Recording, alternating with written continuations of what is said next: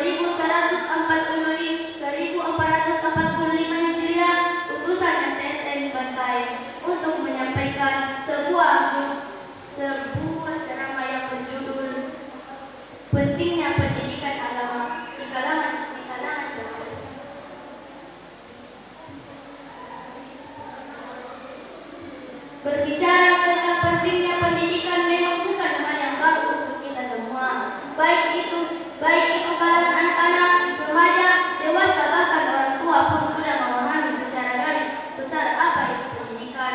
Pendidikan ini merupakan hal yang penting dalam kehidupan kita semua. Maka tak heran lagi jika di zaman sekarang ini banyak orang-orang yang berlomba-lomba menempuh pendidikan demi mendapatkan gelar yang tinggi. Bukan hanya materi, tapi pendidikan sekarang ini juga merupakan salah satu bentuk tingginya derajat seseorang dalam lingkungannya. Tapi seribu sayang, pendidikan yang dikejar kebanyakan dari kita hanyalah pendidikan umum saja. Kita melupakan salah satu pendidikan yang dapat membuat orang bahagia di dunia, bahagia di akhirat dan juga bahagia di dunia akhirat. Apakah itu? Itulah pendidikan agama. Pendidikan yang dapat membantu seseorang dapat membatasi hal-hal yang positif dengan hal-hal yang bersifat negatif.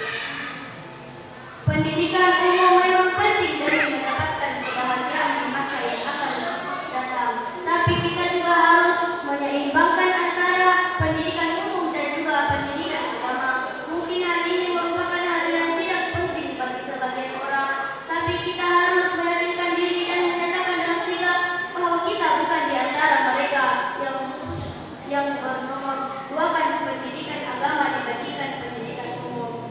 Jamaah yang berbahagia, kenyataan yang ada sekarang ini, banyak orang tua yang lebih mementingkan pendidikan umum, bahkan mereka merupakan kewajiban mereka untuk memberikan pendidikan agama, termasuk kepada anak-anak mereka yang masih di bawah umur, karena pendidikan yang utama itu dimulai dari pendidikan yang diberikan orang tua di dalam lingkungan keluarga, di mana salah satu yang dapat diterapkan adalah pendidikan agama. Pendidikan kepada anak bagaimana ia dapat mengenal Tuhannya, bagaimana bersikap baik serta hal-hal positif lainnya. Karena jika orang tua hanya mengharapkan pendidikan agama, pada kenyataannya pendidikan agama yang diterapkan dalam lingkungan sekolah hanya berbagai persen saja dibandingkan pendidikan umum lainnya.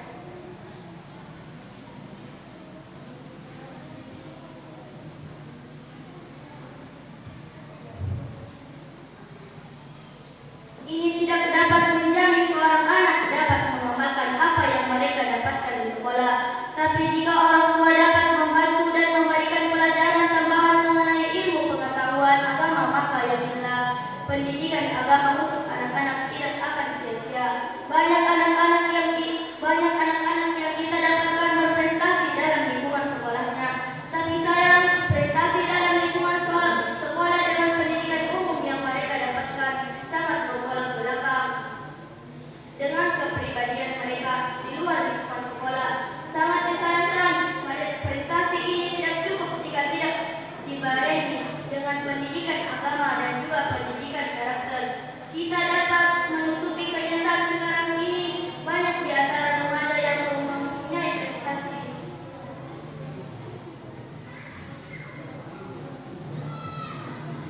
tinggi, tapi karena kurangnya pendidikan agama serta pendidikan karakter yang dimilikinya, mereka melawan orang tua, bergabung dengan kelompok-kelompok yang merusak, dan bahkan mencoba barang haram seperti narkoba, miras, berjudi, dan lain-lain. Jamaah yang berbahagia, jika kita tidak ingin anak-anak kita termasuk ke dalam jaring perilaku negatif, mulai dari sekarang janganlah kita hanya menuntut mereka dapat berprestasi dalam pendidikan umum saja, tapi seharusnya kita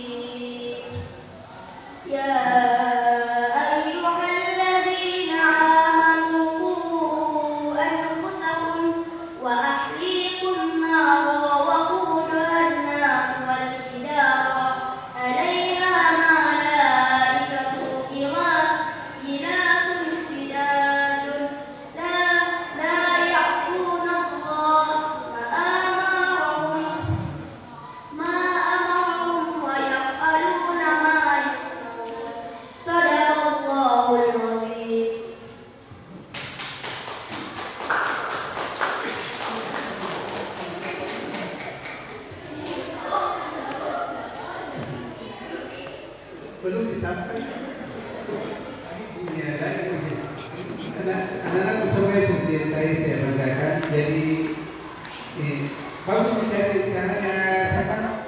Muafik kan bagus bicaranya. Bagus dia cuma tinggal diperlancar dan dihafal. Jangan lupakan dihafal nanti, dihafal tidak kawal sampai terakhir.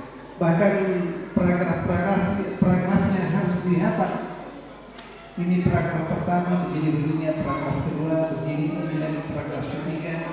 Nanti di depan kedua menghitung lagi, oh yang paling di atas begini bunyinya. Setelah ini, oh ada ayat begini lagi bunyinya. Jadi memang yang seperti anak-anak semua memang harus menghafal, dihafal dengan baik. Bismillahirrahmanirrahim. Assalamualaikum warahmatullahi wabarakatuh.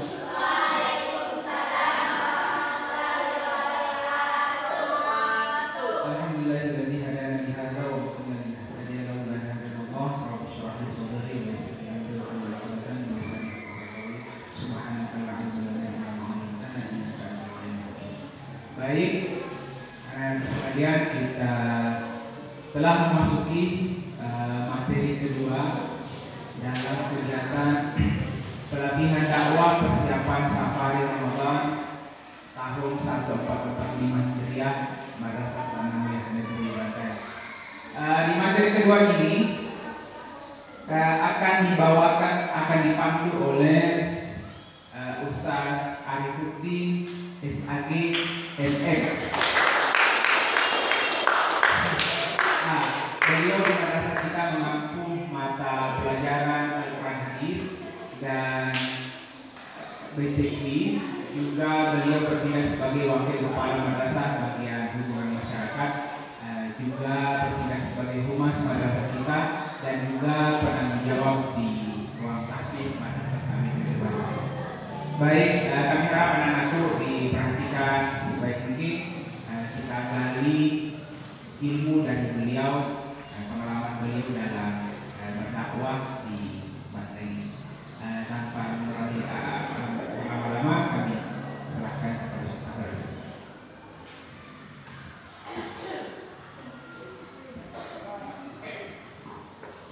Bismillahirrahmanirrahim.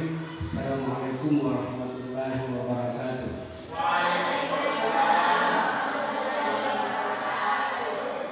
Alhamdulillah wa syukurillah, amma ba'd. Puji syukur kita kembali panjatkan kehadirat Allah Subhanahu wa taala karena pada hari ini kita masih diberikan umur, sehat dan sempat untuk berkumpul sama-sama belajar bagaimana cara berdakwah dengan baik dalam menghadapi bulan suci Ramadan. Apa yang kita lakukan ini anak-anak sekalian adalah bagian dari kegembiraan kita menyambut bulan suci Ramadan. Ada hadis Nabi, man fariha bidukhuli Ramadan harramallahu jasadahu ala